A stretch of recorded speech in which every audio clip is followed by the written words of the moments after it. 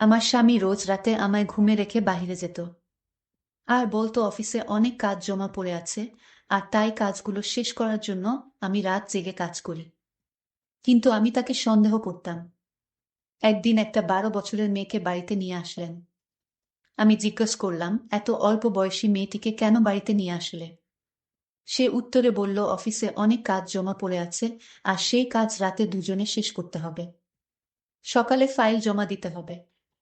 আমি তার কথা শুনে অবাক হয়ে গেলাম। মেয়েটা ঘোমটা পরা ছিল। আমি ঠিক চিনতে পারিনি। একদিন আমি তারা রুমে কি করে তা জানার জন্য আমি বেকুল হয়ে গেছি। আর তাই আমি তাদের রহস্য জানার জন্য আমি তাদের রুমে সিসি ক্যামেরা লাগিয়ে দিই। তারপর সিসি ক্যামেরায় যা দেখলাম তা দেখে আমি অজ্ঞান হয়ে গেলাম। সেই ঘটনাটি আজ তোমাদের বলবো। স্বর্ণা আর শিমুল ভালোবেসে মা বাবার বিরুদ্ধে গিয়েই তারা বিয়ের বন্ধনে আবদ্ধ হয়।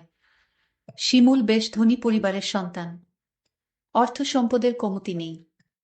স্বর্ণা এক মধ্যবিত্ত ঘরের মেয়ে। 3 বছরের বিবাহ জীবনে তাদের 6 মাসের এক মেয়েও রয়েছে। মেয়ের নাম সীমা, তা শিমুল নিজেই রেখেছে। শিমুল প্রথম সন্তান না নিতে চাইলেও স্বর্ণার জোরেই সে মানতে রাজি হয়। আর এখন তো শিমুলের মা হয়ে উঠেছে ওই সীমা। প্রতিটা দিন তো বেশ ভালোই গেছে।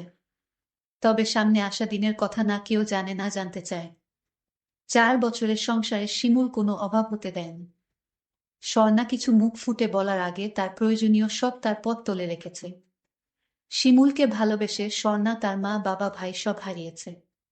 এতে তার কোনো দুঃখ নেই। তবে দুঃখ তো এটাই, যার জন্য সব ছাড়ল, এখন সেই তাকে ছেড়ে অন্যের খাঁচায় বাসা বেঁধেছে। খাবার টেবিলে স্বর্ণা আর শিমুল বসে খাওয়ার নাটক করছে। কারণ স্বর্ণার মন আজ সকালে শিমুলের অফিসে তার কেবিনে যা দেখল তা নিয়ে। আর শিমুলের মন ফোনে কারো সাথে মিষ্টি চ্যাটিং করায়। স্বর্ণা বেশ বুঝতে পারছে, শিমুলের মুখ দেখেই বোঝা যায়। সারাদিন স্বর্ণা এক ফোঁটা পানি মুখে তুলেনি। এখনো তুলতে ইচ্ছা করছে না। শিমুল। স্বর্ণা কিছু বলবে, মোবাইলের নিকে তাকিয়ে। স্বর্ণা এত সুন্দর করে ডাকলো, তবুও শিমুল আজ ওর দিকে তাকালো না। আগে ডাকার আগেই ওর পাশে আঠার মতো লেগে থাকত। বেশ কয়েকদিন ধরেই শিমুল এমন করছে। প্রথম তো ভেবেছে কাজের টেনশনে হয়তো এমন দূরে থাকা। তবে ব্যাপারটা একদম অন্যরকম। কত ভালোবেসে শিমুল বলে ডাকে স্বর্ণা, আর সেই শিমুলই কিনা। স্বর্ণা সকালের ঘটনাটা বলেও বলতে পারছে না। লজ্জা আর ঘৃণা দুই তাকে গিলে খাচ্ছে। তবুও তার প্রাণের শিমুলকে ডেকে বলল, আজ তোমার অফিসে দিন কেমন গেল? ফোনটা সাইডে রেখে শিমুল স্বর্ণার দিকে তাকিয়ে রইল। হঠাৎ অফিস নিয়ে পড়লে যে? না, এমনি। ওহ, হ্যাঁ, ভালোই গেছে। নতুন একটা প্রজেক্ট সাইন করেছি। বেশ মুনাফা হবে। আর পুরো টাকাটা সীমার নামে রাখবো। মেয়ে তো বড় হচ্ছে, 7 মাসের বুড়ি আমার।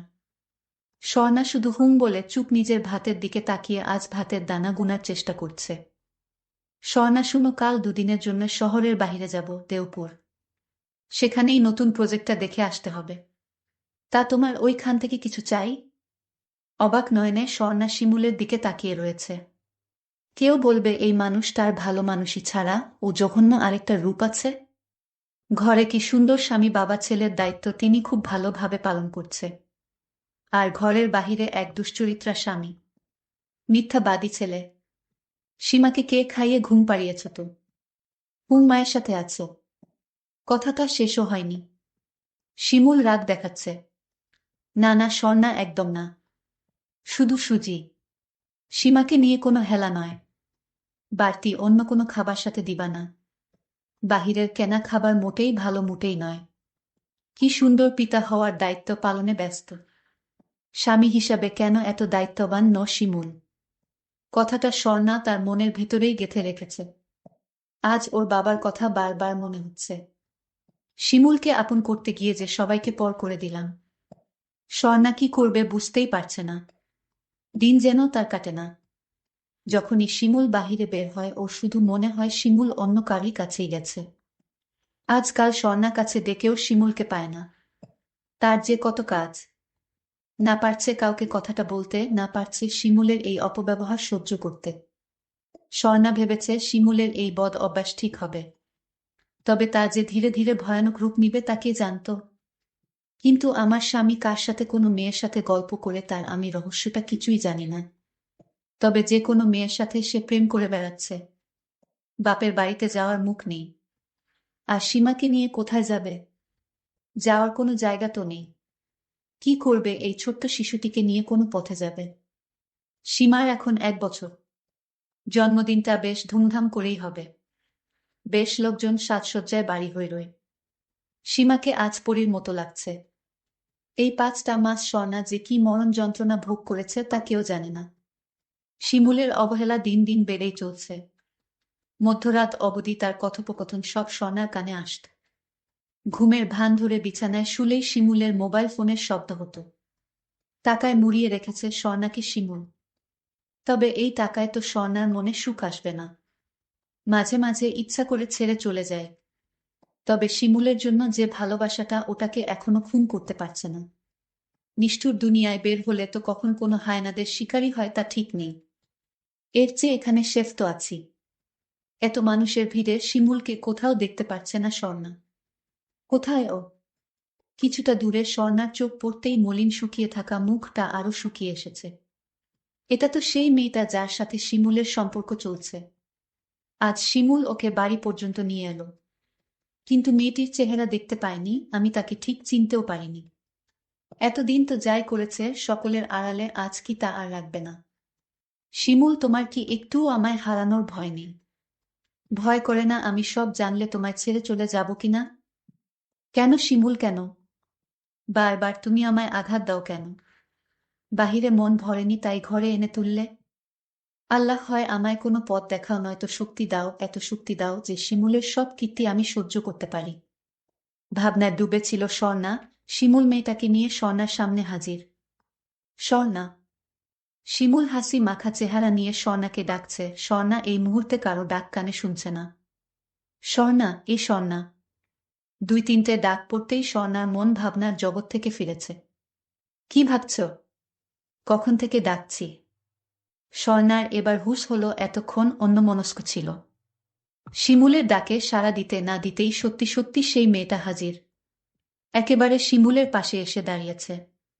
তবে শিমুল একটু ভদ্রতার সাথে ওর কাছ থেকে সরে এলো, যেন অচেনা কেউ হবে। Hello ma'am. স্বর্ণা অপলক ওই মেয়েটার দিকে তাকিয়ে ভাবছে, কি মায়াবতী মেয়েরে তুই! তোর কত রূপ, তোর মধ্যে এমন কি আছে যার জন্য আমার স্বামী আমার রইল না? এক মনে ভাবছে আর দেখছে। পরিচয় করিয়ে দিই। ও শান্তা, আমার PS। মাস 6 হলো কাজে জয়েন হয়েছে। স্বর্ণা কিছুটা মনকে শক্ত করেছে। পরিচয় করাচ্ছে PM, আর বাস্তবে তার প্রেমিকা। শিমুল কখনো তো কোনো স্টাফকে বাড়িতে আনতে দেখিনি। আজ হঠাৎ সামান্য কর্মচারীকে বাড়িতে এনে তুললে? স্বর্ণা কাটা বিধানও কথা বলেছে। এতে ওই শান্তা নামক আত্মা ডাইনি ভূতটা বেশ অপমান বোধ করছে। শিমুলের মুখের দিকে তাকিয়ে রয়েছে এক পলকে। ভেবেছে শিমুল কিছু বলবে। বেচারা শিমুল চুরের মতো এদিক ওদিক তাকিয়ে মরছে। শিমুল। এই শিমুল। হ্যাঁ শুনছি, বলো। কি বলবো বলল না তো, একটা অফিসের সামান্য কর্মচারীকে বাড়িতে এনে এভাবে বউ এর সাথে ঘটা করে পরিচয় দেওয়ার কি আছে? আসলে হলো কি, ওই আমার একটা ফাইল অফিসে রয়ে গেছিল। আর ওটা বেশ জরুরি ছিল, তাই ও ওটা নিয়ে এসেছে আর কি। ওহ আচ্ছা, ফাইল দেয়া হয়ে গেছে। হ্যাঁ হ্যাঁ হ্যাঁ, হয়েছে। শিমুল ভয়ে কুঁকড়িয়াছে। এর মানে স্বর্ণাকে হারানোর ভয় মনে বহু। ভয়টা ভিতরে থাক, সামনে এনে লাভ হবে না। বেশি টাইট করতে গিয়ে রশিটাই না ছিঁড়ে যায়। হুম। মিস, এসেছ যখন খেয়ে দিয়ে যেও কেমন? দুকথা শুনিয়ে স্বর্ণা চোখের কোণে জমা লোকানো পানিটা নিয়ে শিমুলের আর শান্তার কাছ থেকে সরে এসেছে। পার্টি শেষ। আজ শান্তা কি যাবে না নাকি? শিমুল। হ্যাঁ স্বর্ণা। সবাই তো চলে গেছে, তোমার PS রয়ে গেল যে। আসলে শিমুলই তো শান্তাকে আটকিয়েছে। তবে এখন ঝামেলা স্বর্ণাটা। কত প্রশ্ন করে। আগে তো এত প্রশ্ন করতো না। আসলে ওর বাড়ি অনেকটা দূরে। আর রাত ও বহু হয়েছে। তাই আমিই বলেছি রাতটা এখানে থাকতে। অবশ্য তুমি যদি চাও আর কি। হা হা করে স্বর্ণা হেসে উঠেছে। হাসালে শিমুল, বল হাসালে। থাকতে বলেছই যখন, এখন আর আমার মতামত কিসের? শিমুল কিছুটা বিভ্রস্ত। ফেঁসে গেল নাকি? বাদ দাও, তোমার যা ভালো লাগে তাই করো। একটা ভারী পাথর মনে রেখে কথাটা বলে স্বর্ণা তার রুমে চলে গেছে। মেয়েটা ভয় পেয়েছে, তাই এত কিছুর দিকে নজর না দিয়ে মেয়েটাকে আঁকড়ে ধরে থাকতে চায়। আর দেখতে চায় শিমুল কতটা নিচে নামতে পারে। মধ্যরাত প্রায়, সীমাকে ঘুম পাড়িয়ে স্বর্ণা শুয়েছে। শিমুল এখনো ঘুমায়নি, ও তো স্বর্ণার ঘুমানোর অপেক্ষায় আছে। তবে স্বর্ণাকে জাগতে দেখে শিমুল বহু হতাশ। ঘুমাওনি তুমি? না, তুমি জেগে যে? না, ওই অফিসের ওই ফাইলটা দেখার বাকি রয়েছে। সকাল সকাল তো ওটা নিয়ে বের হতে হবে। ওহ, তাহলে শুয়ে না থেকে দেখে নাও। হ্যাঁ, তবে শান্তার কাছে সব ডিটেলস ওকে সাথে না নিয়ে কি করে বুঝবো? এতে এত ভাবনার কি শিমুল? তুমি যেমন চিন্তায় ঘুমাতে পারছো না, তেমন শান্তাও হয়তো সেই চিন্তায় মগ্ন। শিমুল একরাশি প্রশ্নসূচক হয়ে স্বর্ণার দিকে তাকিয়ে রয়েছে। মানে ফাইলের চিন্তায়? বলতে চাইছি। তা যাও, শান্তার রুমেই অফিসের ফাইলের কাজটা করে এসো। এখানে করতে পারবে না, কারণ আমি আবার তোমাদের ডিস্টার্ব করতে পারি। কথা কিভাবে স্বর্ণা বলেছে? কেন বলেছে তা আর শিমুলের কানে ঢুকল না। এখন তো ওর অন্যরকম চিন্তা মনে চলছে। আর তাই এত সব ভেবে মোডটা নষ্ট করে লাভ কি? তারপরের দিন স্বর্ণা বলল, এখন সকাল হয়েছে, শান্তাকে বাড়িতে পাঠিয়ে দাও। শিমুল বলল, জানো স্বর্ণা, ওর মা বাবা আজ বাড়িতে নেই, তাই বলছিলাম আজকের রাতটা ও থেকে যাক। তুমি কি বলো? আমি আবার কি বলবো? তোমার বাড়ি, তোমার ঘর, তুমি যাকে ইচ্ছা তাকে নিয়ে আসবে বাড়িতে। আমি কি তোমায় কিছু বলতে পারি? সেই সুযোগ আমাকে দাও। তোমার যা ভালো মনে হয় তাই করো। আমার কিছুইতে ঘুম আসছে না। আমি আজ ঘুমের ভান করে রইলাম। শিমুলের সাথে তার কিসের সম্পর্ক এটা আমার জানতে হবে। তারা ওই রুমে কি করে তা আমার জানতে হবে। কিন্তু আমার স্বামী বলে অফিসের কাজ করে, এই কথা আমার কিছুইতে বিশ্বাস হয় না। আমি আর সহ্য করতে পারবো না। হয় আমি থাকবো বাড়িতে, না হয় শান্তাকে নিয়ে ও থাকবে বাড়িতে। আমি আমার মেয়ে সীমাকে নিয়ে যেদিকে দুচোখ যায় সেই দিকে চলে যাব। বাকিটা আল্লাহ দেখে নিবে। তাও আমি এ বাড়িতে চোখের সামনে এসব দেখতে পারবো না। কিন্তু আমি এ বাড়িতে রয়েছি শুধু মেয়েটাকে চিনার জন্য। মেয়েটাকে কি, তার পরিচয়। আর তারা রুমে কি করে তা জানার জন্য। আসলে কি অফিসের কাজ করে নাকি অন্য কিছু। আর এই রহস্য জানার জন্য আমি তার রুমে সিসি ক্যামেরা লাগানোর সিদ্ধান্ত নেই। আমি আমার বড় ভাই রিপনকে বললাম, ভাই তুমি আমার একটা উপকার করবে। কি উপকার? আর এভাবে অসহায়ের মতো বলছো কেন? বলো, তোমার কি হয়েছে? আমার কিছু হয়নি, হয়েছে আমার স্বামী। তোমার স্বামীর আবার কি হলো? আমি সব পরে তোমারে বলবো। তার আগে তুমি আজ তাড়াতাড়ি একটা সিসি ক্যামেরার ব্যবস্থা করে আমাকে দাও। ঠিক আছে আপু, আমি ক্যামেরা নিয়ে আসছি। শিমুল আর শান্তা রুমে ছিল না। রুমে অতিরিক্ত গরম থাকায় বাহিরে ঘুরতে বের হয়েছে। আর এই সুযোগে আমি সিসি ক্যামেরা লাগিয়ে দিলাম তাদের রুমে। তারপর তারা দুজন ঘরে ফিরল সন্ধ্যার দিকে। আমি বললাম, শিমুল আজও কি শান্তা তার বাড়িতে ফিরল না? সে আমার সাথে রাগ দেখিয়ে বলল, শান্তা আমার বাড়িতে থাকবে, ও আমার অফিসের কাজে হেল্প করে, ওকে আমার দরকার।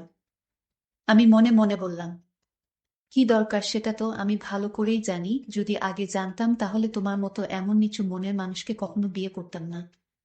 আজ তোমরা রুমে অফিসের কাজ করো নাকি অন্য কিছু করো, সব ধরা পড়বে। আজ তোমার শেষ দিন। তারপর আমি ল্যাপটপ নিয়ে আমার রুমে বসে তাদের কাণ্ডকলাপ দেখতে লাগলাম। তারা দুজন রুমে প্রবেশ করল। তারপর আমি দেখলাম তারা দুজন এক অদ্ভুত আচরণ করতে শুরু করল। কিন্তু মেয়েটার চেহারাটা দেখে আমি থমকে গেলাম। এটা কে? এ তো অফিসে চাকরি করে না। ও তো আমার ছোট বোন ফারুক। তাহলে কি আমার ছোট বোন আমার সাথে প্রতারণা করল? আমি এসব কি দেখছি? আমি চিৎকার দিয়ে উঠলাম। আমার চিৎকার শুনে আমার শাশুড়ি শ্বশুর রুম থেকে বের হয়ে আসলো। বৌমা, কি হয়েছে? এভাবে চিৎকার করছো কেন? প্রিয় বন্ধুরা, তারপর কি হয়েছিল সেটা পরের পার্টে জানানো হবে। সেই পর্যন্ত সবাই ভালো থাকবেন, সুস্থ থাকবেন। আল্লাহ হাফেজ।